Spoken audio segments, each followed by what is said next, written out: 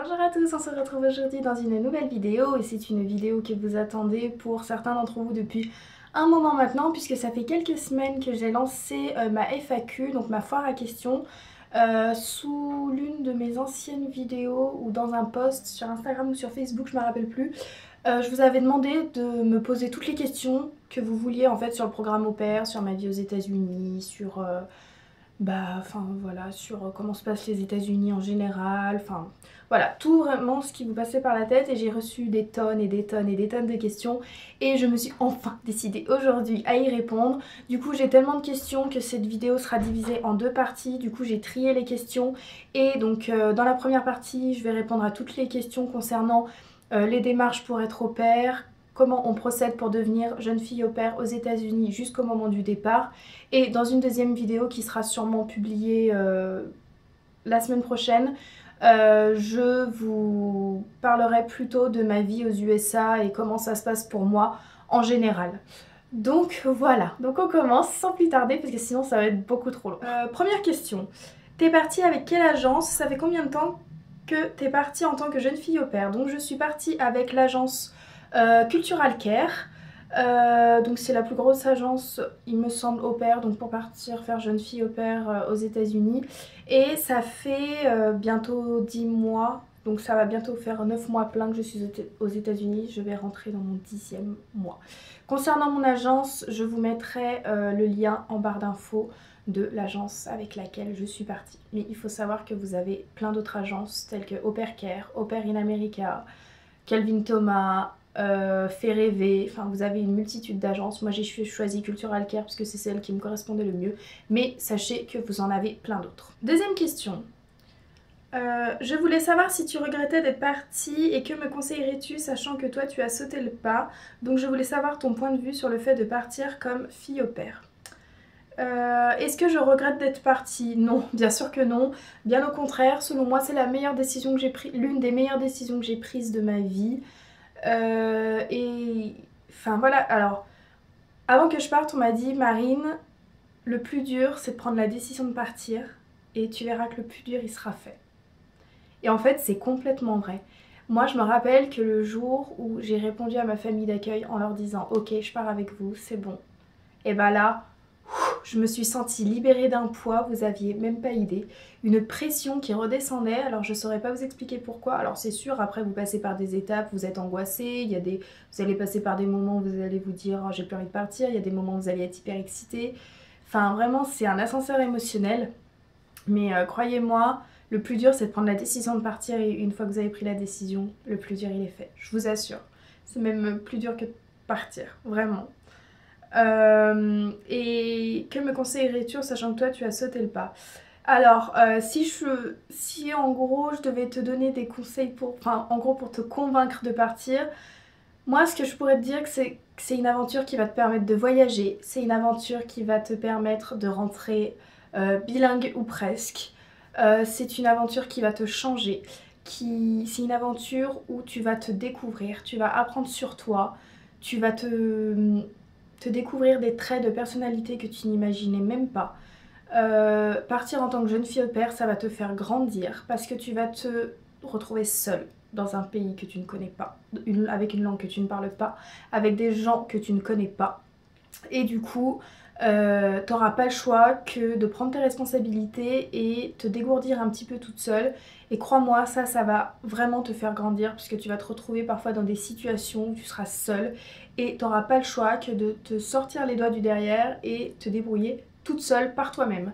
Donc crois-moi, ça c'est un point, mais t'imagines même pas comme, comme ça va te faire grandir quoi. Que te dire d'autre? Enfin, tu vas t'occuper d'enfants, donc tu auras une responsabilité sur les épaules, donc forcément, bah ça aussi, ça va te faire prendre en maturité. C'est une aventure qui va te changer en tout point de vue et qui va t'ouvrir l'esprit, qui va te changer tout simplement sur tous les points et dans le bon sens du terme. Moi, c'est une aventure aussi qui m'a permis de réaliser qui étaient les vraies personnes qui comptent vraiment pour moi. Et ça m'a permis de faire le tri un petit peu dans mon entourage. C'est malheureux de dire ça, mais c'est vrai. Grâce à cette aventure, je me suis rendu compte qui étaient vraiment les gens qui comptaient vraiment pour moi et ceux avec qui il fallait que je m'éloigne. Et ça fait du bien en fait. Et je me rends compte que finalement les personnes sur qui je peux compter, je les compte sur les doigts d'une seule main. Voilà, sinon que te dire d'autre, tu vas faire des rencontres du monde entier. Moi j'ai fait des rencontres des filles qui venaient d'Afrique du Sud, des filles du Brésil, des filles d'Australie. J'ai fait vraiment, enfin c'est du Mexique, des Thaïlandaises. Enfin j'ai vraiment rencontré des gens du monde entier. Et t'imagines même pas l'enrichissement que c'est pour toi. Tu vas t'enrichir de connaissances, tu vas t'enrichir de culture, tu vas t'enrichir humainement et ça, crois-moi, c'est génial. Donc voilà, j'espère avoir pu te convaincre dans ce sens-là. Et puis, enfin, surtout, tu vas voyager, quoi. Tu vas découvrir les États-Unis. Enfin, voilà, pour moi, ça vaut tout l'or du monde et j'espère avoir pu te convaincre. Troisième question. Je compte prendre la même agence que toi, Cultural Care. Peux-tu me dire en gros les dépenses réelles au total que tu as engagées?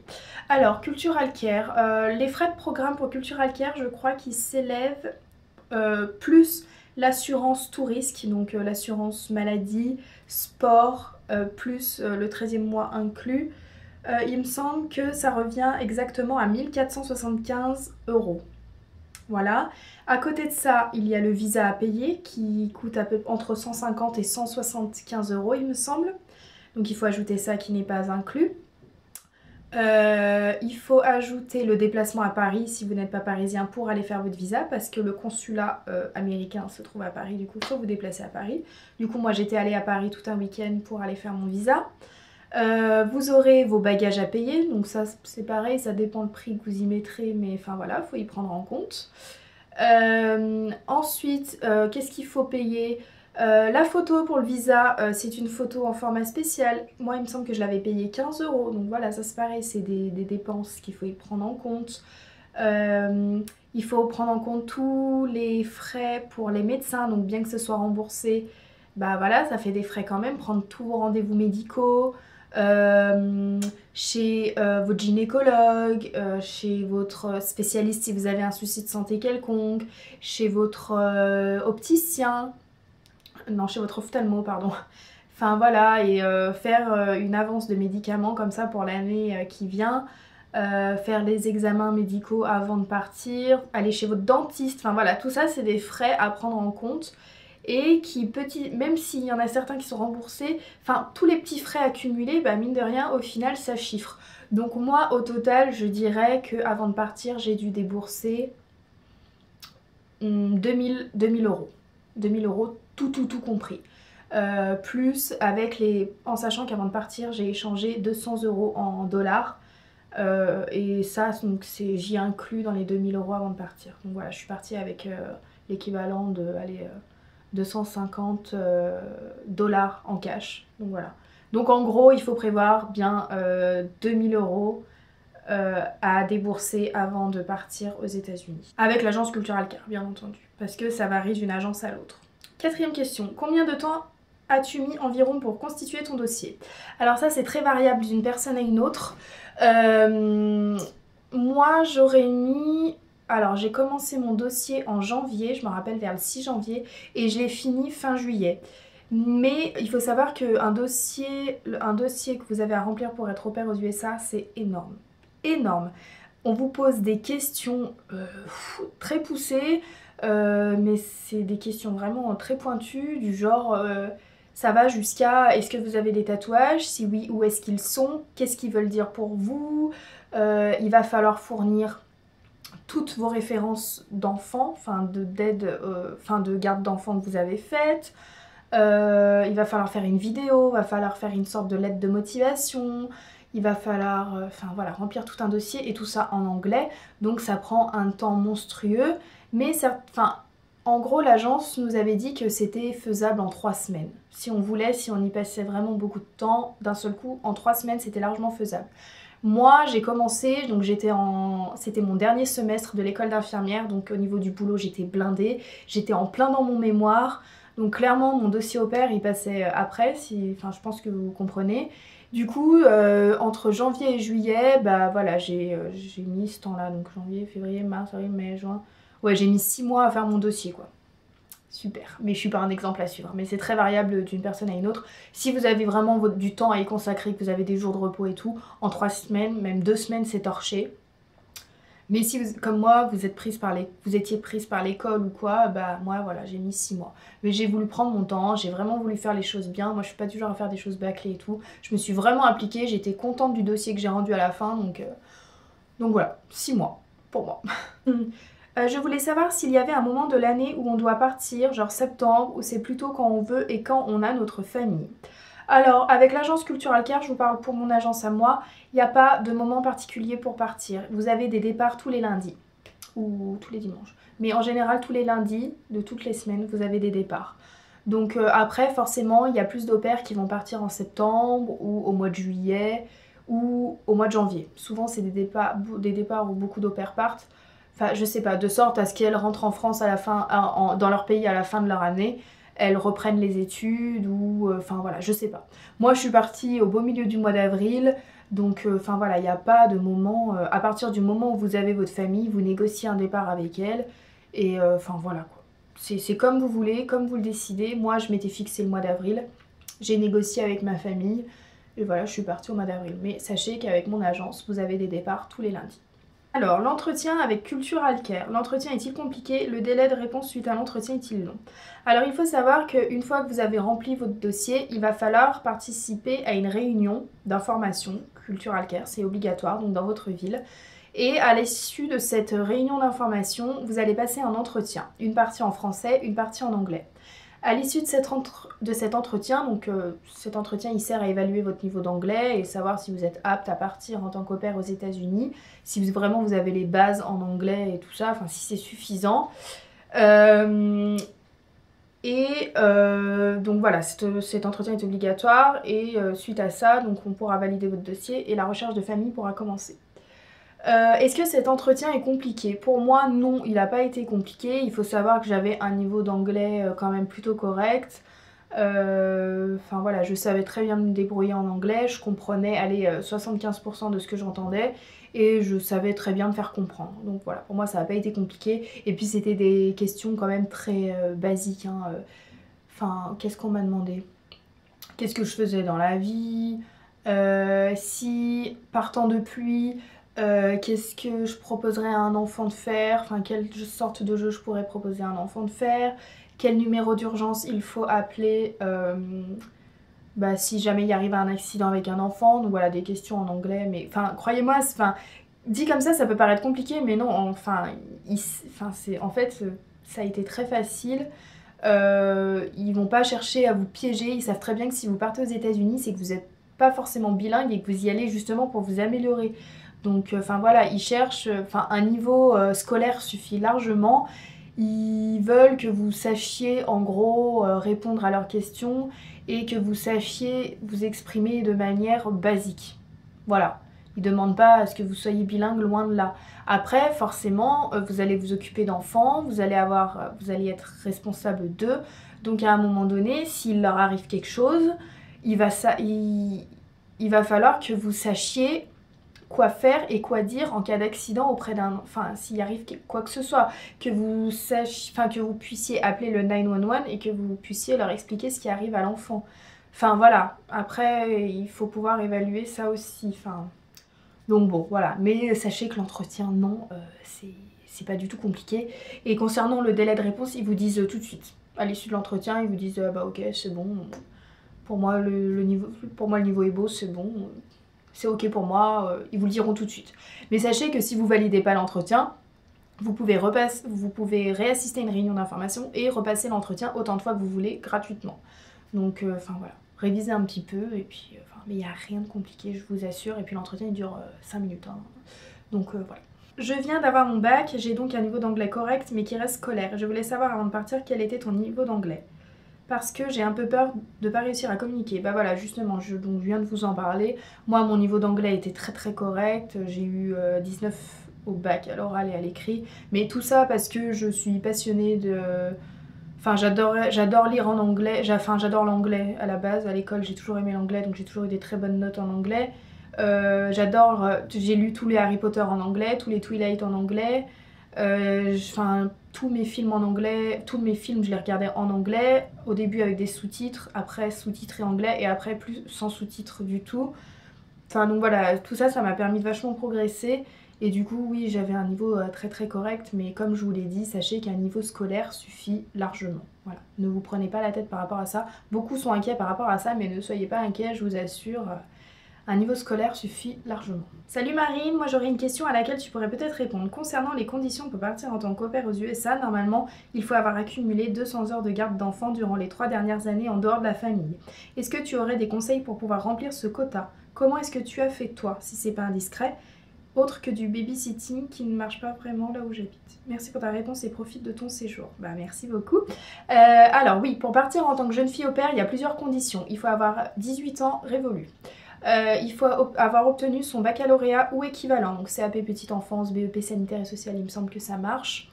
Il faut avoir un casier judiciaire vierge, il faut avoir son permis de conduire obligatoire, il faut pouvoir justifier de 200 heures de garde d'enfant, voilà, en sachant que le babysitting ça marche très bien.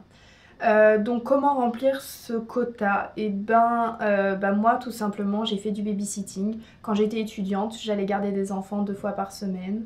Je fais ça depuis que j'ai 15-16 ans, du coup ça a très vite été rempli. Aussi j'ai fait des études d'infirmière, donc forcément j'ai fait des stages en maternité, en pédiatrie, en néonat. J'ai fait des stages en crèche, en école. Donc enfin voilà, la petite enfance j'y ai touché un peu partout, même en psychiatrie, j'ai côtoyé des enfants malades, donc enfin voilà, mes 200 heures de garde j'ai pu les justifier très très très facilement. Pour moi ça n'a pas du tout été un souci. Après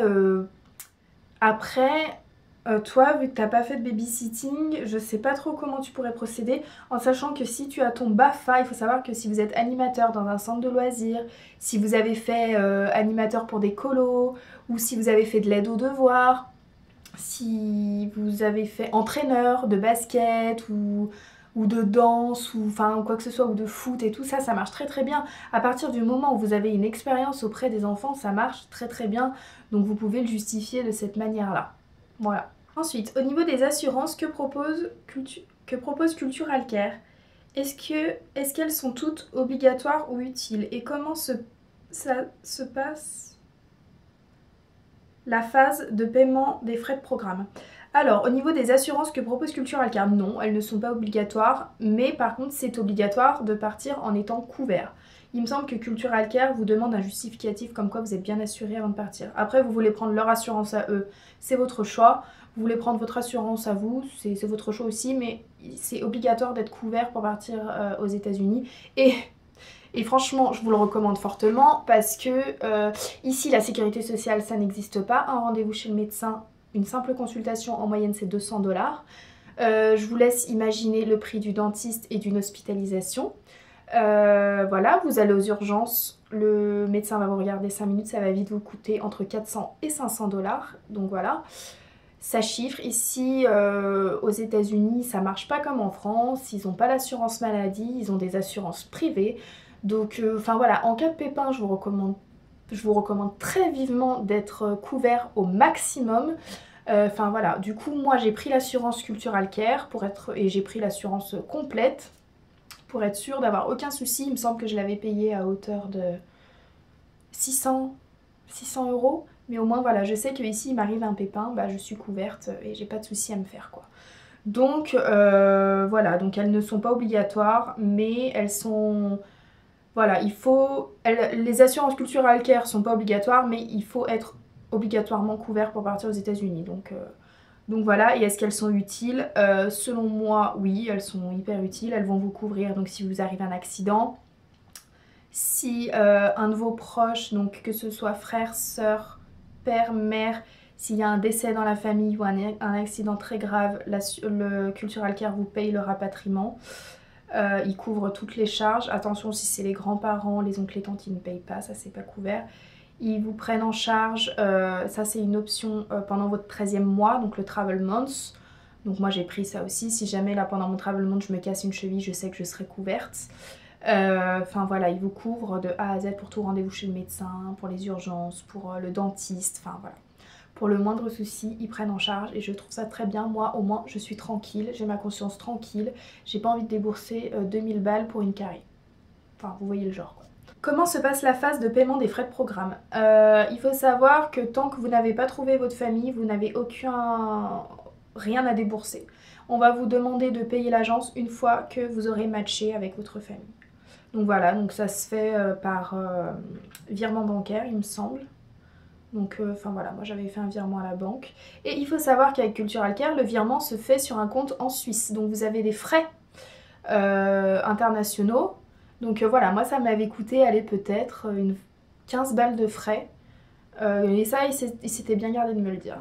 Enfin, de le préciser. Donc voilà, il faut savoir que Cultural Care, leur compte est en Suisse. Le compte où vous devrez faire le transfert est en Suisse. Donc voilà, préparez-vous à payer des petits frais.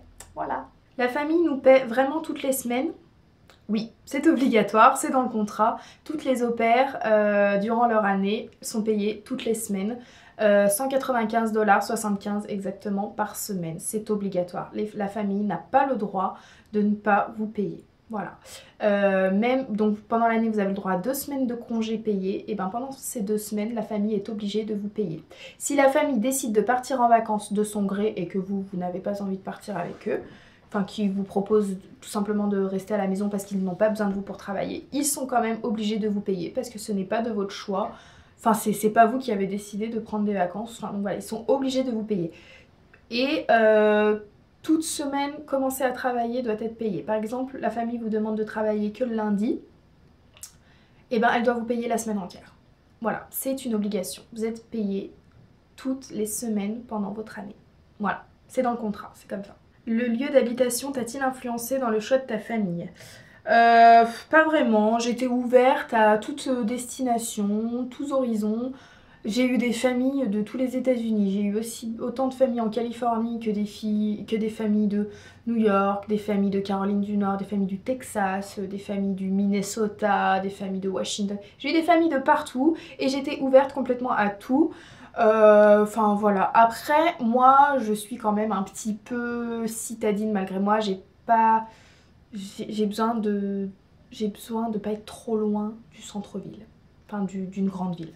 Du coup, voilà, il aurait pas fallu que je sois trop loin il aurait pas fallu que je sois au milieu de la campagne, perdue à 20 km de tout. Non, j'aurais été malheureuse, je pense. Mais voilà, sinon j'aurais pu me retrouver à Dallas, LA, San Francisco, Denver dans le Colorado, j'aurais pu me retrouver n'importe où, voilà. Ça m'aurait pas dérangé, j'étais vraiment ouverte à toute proposition. Au niveau de ton anglais, il était comment à ton départ? Donc j'ai déjà répondu à cette question, il était très correct. Comment ça s'est passé avec le choix de ta famille? Alors comment ça s'est passé avec le choix de ta famille? Alors il faut savoir que moi j'ai été hyper relou. J'ai mis ma vie à trouver ma famille, 5 mois. En fait, j'ai mis 5 mois. Alors il y a des au pairs, c'est pareil, ça c'est très aléatoire. Il y a des au pairs qui vont trouver leur famille en 15 jours, il y a des au pairs qui vont trouver leur famille en 1 an. Il y a des au pairs qui, dès la première famille, ça va matcher. Il y a des au pairs au bout de la 50e famille, ça va matcher, ce qui était mon cas.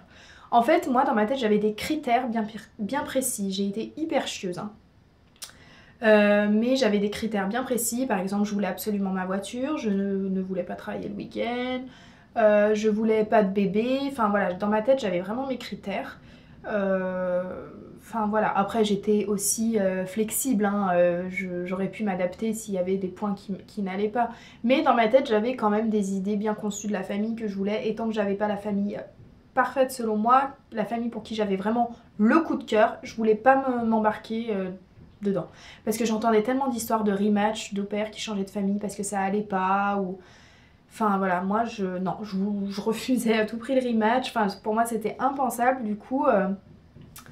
Et bah du coup, tant que j'avais pas trouvé la famille coup de cœur, et ben je continue à chercher. Et même l'agence, ils pétaient un câble. Non mais je me rappelle, au bout d'un moment, ils m'ont envoyé un mail en disant: écoutez mademoiselle, à un moment donné, va falloir y aller parce que bah, vous allez nous faire toutes les familles du programme. Donc bon, et moi je leur ai dit non, je dis c'est moi qui vais vivre chez ces gens-là, c'est pas vous. Donc je prends mon temps et j'irai seulement chez la famille chez qui je me sens d'aller. Enfin, Vous allez aller chez des gens chez qui vous allez vivre pendant 1 an, 24 heures sur 24, vous allez voir leur gueule. Donc à un moment donné, il faut qu'il y ait ce coup de cœur au moment où vous allez matcher avec cette famille, quoi. Donc ne vous précipitez pas. Moi, j'ai posé mais une blinde de questions. J'ai demandé enfin, c'est même eux qui m'ont proposé à ma famille de parler à l'ancienne au père, ça c'est hyper important. Posez toutes les questions, il n'y a aucune question bête, ne vous laissez pas surprendre quand vous arrivez sur place. Enfin, voilà. Moi, en arrivant, j'ai eu aucune surprise parce que voilà, je savais très bien, du coup, je connaissais très bien ma famille avant d'arriver. Et enfin voilà, j'ai posé tellement de questions que j'ai pas eu de surprise en arrivant. Et finalement, je regrette pas. Enfin voilà, il n'y a aucune question bête. Donc allez-y et surtout ne vous précipitez pas sur la première famille venue. Ne sautez pas sur une famille parce qu'elle habite à Los Angeles et enfin non. Prenez votre temps, prenez la famille qui vous convient et qui vous ressemblera le plus et pour qui vous avez vraiment un coup de cœur. Vous le saurez de toute façon quand vous aurez un coup de cœur pour une famille, vous le saurez. Moi au début j'étais là, je me disais ouais mais toutes les opères elles disent ça, d'attendre le coup de cœur pour la famille, mais si en fait vous le saurez. Moi quand j'ai eu la famille que j'ai là, quand j'ai vu leur dossier, je savais que ça allait être eux. Donc on a discuté, on a parlé, on a échangé, on a fait des Skype, on a échangé des mails. Et puis plus j'apprenais à les connaître, j'ai discuté avec l'au-pair, plus je posais les questions et plus j'étais emballée. Et je savais que c'était chez eux que je voulais aller. Et finalement, ça a super bien matché parce qu'après 10 mois, je suis encore chez eux. Je touche ma tête pour que ça continue d'aller aussi bien. Mais enfin voilà. Donc vraiment, prenez votre temps pour la recherche de famille. Ne vous précipitez pas et surtout, posez des questions. Toutes les questions qui vous viennent en tête. Voilà. Le fait que tu sois IDE, est-ce que ça t'a aidé?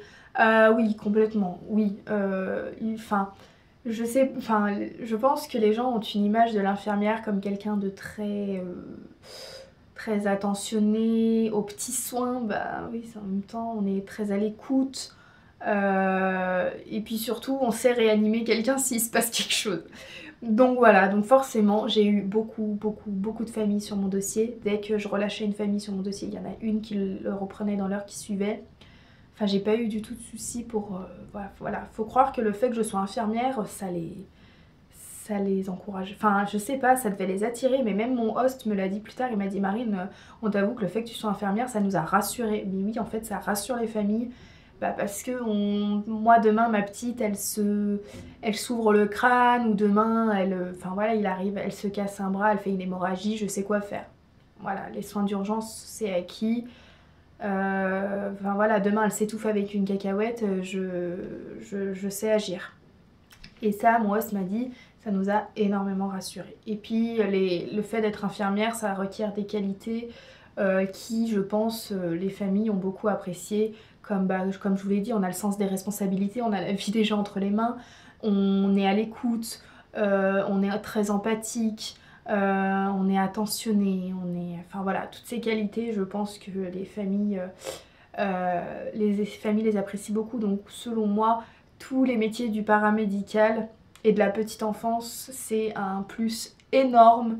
Voilà, si vous voulez faire jeune fille au père aux États-Unis. Et dernière question, combien de temps as-tu mis à trouver une famille? Est-ce que c'est eux qui t'ont contacté ou bien toi? Vous avez échangé beaucoup avant ton départ. Donc combien de temps as-tu mis à trouver une famille? Donc j'ai répondu j'ai mis 5 mois. Est-ce que c'est eux qui t'ont contacté ou bien toi? Il faut savoir qu'avec Cultural Care, ce sont les familles qui prennent votre dossier. Donc c'est pas vous qui allez chercher votre famille, c'est eux qui viennent vous prendre, enfin qui sélectionnent votre dossier. Et après vous avez libre choix de leur dire bah non moi je pense pas que ce soit un bon match, ou même eux qui vous disent bah non finalement tu nous intéresses pas.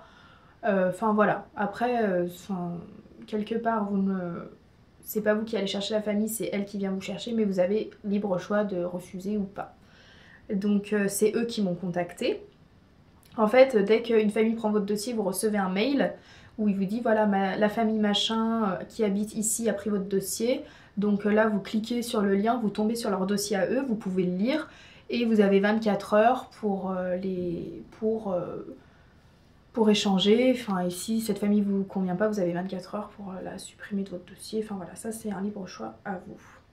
Est-ce que vous avez beaucoup échangé avant ton départ? Oui, quand même, on s'envoyait... on a peut-être fait 3 Skype. Voilà, mes hosts, ils sont très très cool. Hein. On a peut-être fait 3 Skype et par contre on s'échangeait des mails toutes les semaines. Moi aussi m'envoyait des photos des filles. J'ai beaucoup parlé à l'ancienne au pair parce que mes hosts ils sont busy, enfin ils travaillaient beaucoup du coup j'ai beaucoup échangé avec l'ancienne au pair avec qui je discute encore très bien maintenant.